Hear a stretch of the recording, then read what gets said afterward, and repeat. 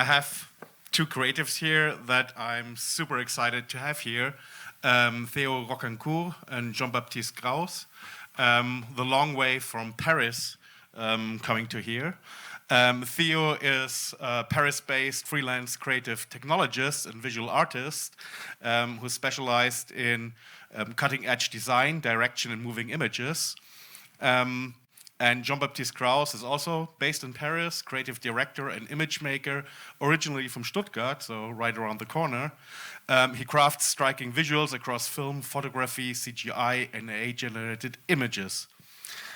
I stumbled upon your work you were doing for French artist Luther, and I think it definitely pops up here in your presentation.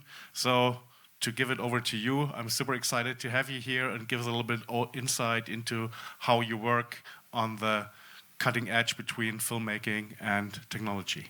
I open this up for you, and here we go. Do we have to plug it in, I think, maybe? No, it's okay. Oh, there you go. Okay, beautiful. Yeah. All right. Hi, everyone. I guess I'll start. We didn't exactly prepare an entire speech or whatever, so we're not exactly winging it either, but I mean obviously we have a presentation, but we're winging it a little bit. So yeah, me and Theo, we're both as Gerard just said, we create imagery. We're nerds. We like imagery, and we like grain. We like playing around with comfy UI. We like generating stuff in Midjourney, and we're nerds also. Already said that, but yeah, it's important. And so, me personally, I do a lot of CGI. I used to do motion design. I used to do graphic design, and that's how I got into just Cinema 4D, Houdini, creating CGI, rendering stuff. And then lately AI, because it's so interesting and so easy. Easy, I guess. That's what I thought at the beginning. And Theo, maybe you can tell. Yeah, I do a lot of research with new technology, with 3D scanning techniques, so a lot of motion captures, animation, AR, VR, kind of exploring all the digital medium and specialize into also some interactive, real-time, and also pre-calculated. So we kind of have a great overview of creation and more specifically moving images. And we also both have a master's degree in design and digital creation in Paris. Yeah, I forgot to mention, we went to the same school. We studied, I don't even know what to call it. It was just us at school creating websites and making images and posters, and somehow that's a degree. But yeah, happy to have done it. Also, we just to give you a better sense of exactly what we do, I guess it's the next slide. Nope. All right. It's more or less this slide. We work for brands. So we work for brands in the fields of luxury. We do a lot of imagery for fashion houses. We do stuff for music videos, and yeah, we create imagery for all of these different brands and people and things, and a lot of the time usual rules don't apply, and we're not always going through like a conventional pipeline, let's say, and that's kind of how we stumbled our way into image making, because we're nerds once again, and we just like creating stuff, and yeah, all right, this is dragging, let's and also we are mainly self-taught, 3D, AI. We like to dive into the text. This is why JB said that we are nerds. It's just like we like to find out what is interesting in the tech and figure it out how we can have the techniques as the inputs, and what is interesting for us as and find what we find with creative outputs. Yeah, we're the type of people who get fascinated by AI or Gaussian splats, we talked about it earlier, and we'll try to retrofit a project based around that technique because it's so fascinating. But yeah, so today's topic is AI is juicing up our pipelines. Basically, we know how to use CGI, we know how to create imagery, we know Unreal and all that stuff. We're self-taught, so it's superficial knowledge, but it's good enough. And we thought that basically today image making, there's more and more AI in our work, and more AI seeping in during pre-production or post-production or production or wherever. And that's kind of the entire basis of this presentation. It's to tell you, okay, we used to do things a certain way. We don't even know what we're doing, but we used to do it a certain way. And now AI is here, and we're just trying to plug it in. And surprisingly, it's working, and it's making things easier and cooler. This is kind of I guess linked to what not the previous presenter, but the person before that was saying towards the end of their presentation, that there's this sort of linear pipeline, which I think a lot of our projects lie on, where we get a brief, we start thinking about ideas, and then we sell those ideas. We create mock-ups. We create stuff on Midjourney, and we get the budget. And then there's production, and there's shooting and all that stuff. And then there's post-production, which, of course, you guys are familiar with. So it's VFX, color grading, all of that. And then there's delivery, which is sending an email. Surprisingly, you can have AI there too. And so we have this sort of pipeline. And me and Theo, we looked at our work and we're like, okay, we could probably break down where AI, each project has had some AI in it. The projects that we're going to show you, and this field or this AI lies on this pipeline thingy, right? So when we get briefs and when we start ideating or trying to find concepts. We use ChatGPT like anyone today.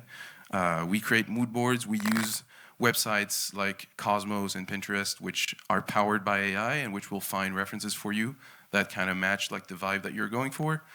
And there's AI there, basically.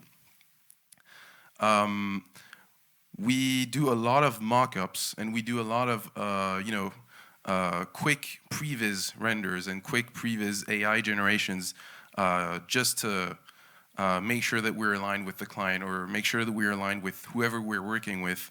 And that's really, for us, the moment where AI is super interesting, because it has that power to understand what you need and to suggest stuff. Because AI hallucinates, that's its thing. And when you generate something, it just is always kind of doing micro suggestions in terms of lighting, in terms of whatever, yeah. And by the way, stop me at any point, because I know I'm yapping here, and yeah. And so, yeah, maybe this is good for you.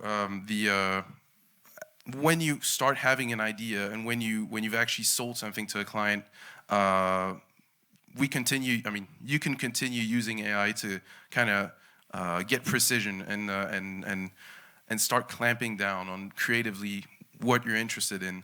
Actually, maybe you talk about this when we share your OpenAI project. Yeah. Okay. No, but that's what it's interesting also at this time is just this is the end of the pre-production, and you can still use another way.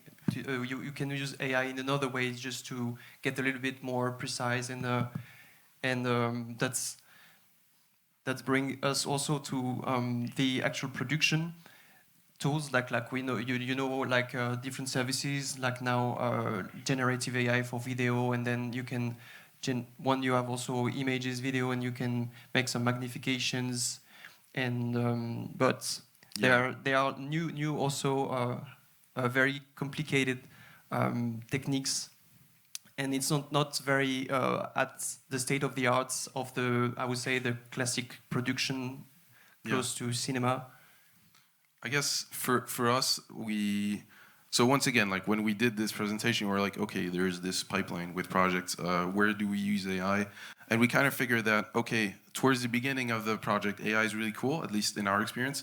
But towards the end, it becomes a struggle because you have a creative vision and you want to execute on that creative vision, but you're dealing with tools that output 480p with every single person in the frame has 10 fingers on each hand, and it's 8-bit footage, and you generate 50 times the same image, and still people still have 10 fingers, and so we imagine like this kind of project where AI is everywhere, and surprisingly, we managed to do an entire project fully in AI, where from the briefing to all the way to the delivery, we used AI. And so the question was, is this even possible without tremendous amounts of mental suffering? Yes, actually it is. It is. So yeah, maybe now I can stop sharing boring slides and we can get to the fun stuff.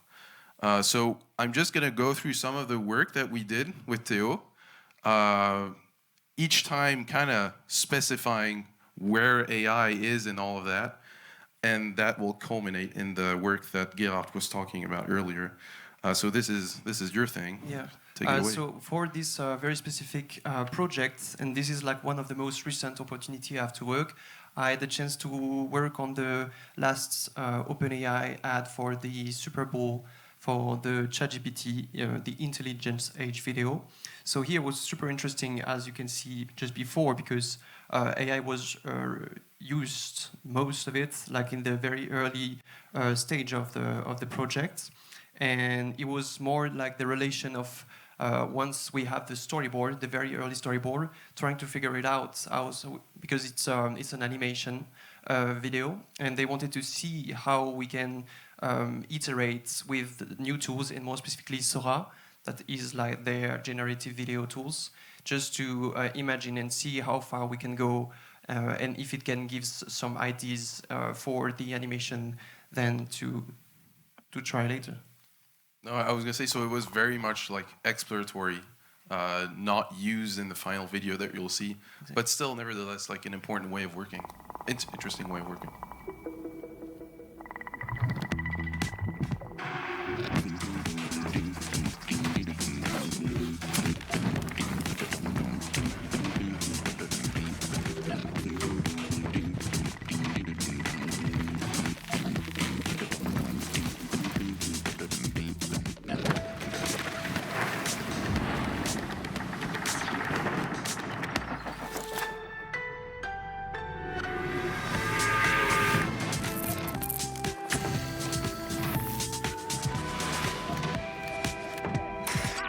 Live on the TV, Mom. That's one small step for... Summarize this article. Help me practice asking for a raise. Act as my sleep coach. What bird is this? Actúa como mi tutor. Turn my idea into a business plan. What do you want to create next? Sorry, I just realized that the quality of the video was a little bit lower with only points. But yeah, it was really interesting project for just in the really recent actually. Yeah, and you mentioned, so basically when you guys did this project, and I'm asking this live because also I'm not 100% aware of what you did on that. You mentioned that you guys used Sora to generate a bunch of stuff, and you had, so I don't know if this is something you wanna, like, it's a fun anecdote with Sam not wanting to use Sora.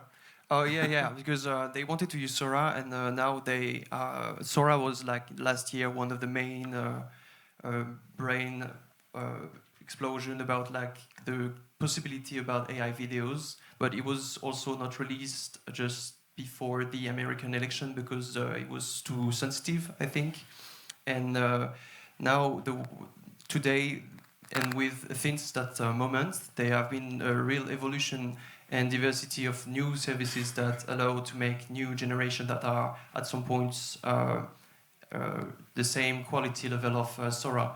And so here, yeah, the idea was just to see how far we can go, but in terms of storyboarding, it wasn't that a success. But there are a few shots, as you can see, with the train or the waves and the ships during that serve with the AI video serves as references for the animators to find a way to make cool transition. Yeah, that was pretty cool. That was pretty cool. I'm gonna power through some of these. I think these are mine. Yeah, these are mine, because they're not as interesting. But this stuff is unreleased. Like whatever, take photos. I don't care. So this is for a project for my studio. I'm founding my studio, and we decided to pay for a little shoot, to make some noise, and it's a lot of money, especially when it's self-funded. So I thought, let's previs this. Let's previs this hard, And so what I did is, okay, yeah, just some context. I completely forgot to read the context. Well, actually, it doesn't say anything. Yeah, since the dawn of man, clients have been wanting to see the work before it has even been shot or post-produced. Today, we have the technology. We can previs projects. And so, yeah, the project is about me and a friend kind of becoming one into this entity, which is my studio. And all of this is happening with, and it's a collaboration with a friend of ours who does industrial design, and he made a beautiful chair. And so we have a model, and we have a DOP, we have all this bells and whistles of a normal shoot. And so I just went ahead and trained a model on the face of the the guy, the model. Yeah, that's confusing. And I made CGI renders of the entire thing, and I animated everything with Kling, and now I have the entire project, and I haven't even shot it yet. I was actually saying this to my friend who I'm doing the studio with, that we might as well not shoot it, So that was the first one. The second one is, what is it? Right. The second one is for a friend of mine. I hope he's a friend now, but a director who got in touch with me and who asked for. He shot a clip basically, which is amazing. It's a music video. It hasn't come out yet, and he just thought it was missing something. It's missing something. And he was like, "Yeah, just let's go in and take some shots and add stuff." And that was the entire point. And so I can only show 3 shots. There's a couple more, but I haven't done them yet. So I'll do them at some point. And the idea was just like, okay, yeah, let's take some of these rushes and let's just change something about them. A lot of it is smoke and fire, to be honest, because AI is pretty good at that. And it's kind of an interesting way of working because, actually, show of hands, how many people have experience with VFX? All right, okay. For some of those who have experience with VFX, you'll know that when you do VFX, you usually do VFX before the stuff is color graded. With AI, we found that that's just not really possible, given the fact that it's 8-bit footage, and you cannot color grade that footage. It'll look wrong. So it's actually super interesting because for this project, we had to wait the entire pipeline so that it would go through color grading, exports, and all that, just to do the VFX, which is super weird, actually.